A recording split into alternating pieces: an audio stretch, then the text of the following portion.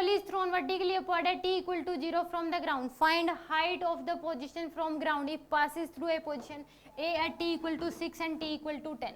यानी कि एक बॉल को ऊपर की तरफ फेंका है, ये एक ही लेवल पे दो अलग अलग टाइमिंग पे है, t इक्वल टू 6 और t इक्वल टू 10.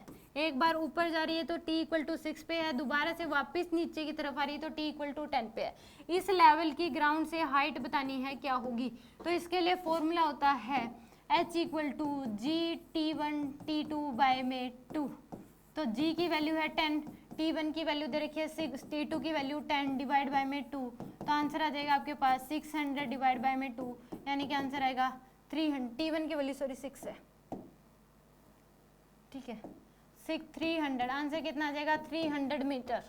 इसको अगर आप इससे एक बात और पता लगती है, अगर एक ही बॉल एक ही लेवल पे दो अलग अलग टाइमिंग पे है, अगर उन दोनों टाइमिंग को ऐड कर दें तो टाइम ऑफ लाइट आ जाएगा आपके पास. टाइम ऑफ लाइट क्या आ जाएगा, इन दोनों टाइमिंग को ऐड करो 6 + 10 यानी कि 16 सेकेंड.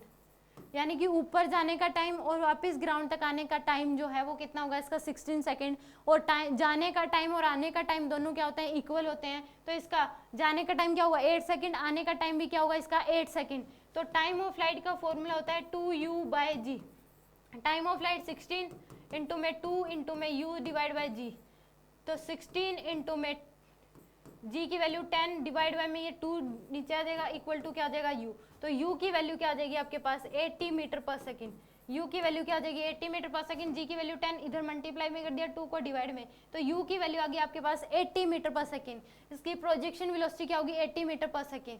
तो s equal to ut plus half 80 square से भी आप इसको निकाल सकते हो. s की वैल्यू आपको निकालनी, इनिशियल वेलोसिटी 80, टाइम दे रखा आपको 6 सेकेंड इंटू में 6, माइनस साइन लगाओगी कि वेलोसिटी और एक्सेलरेशन क्या एक दूसरे के अपोजिट, इंटू में हाफ इंटू में g की वैल्यू 10 इंटू में 6 का स्क्वायर.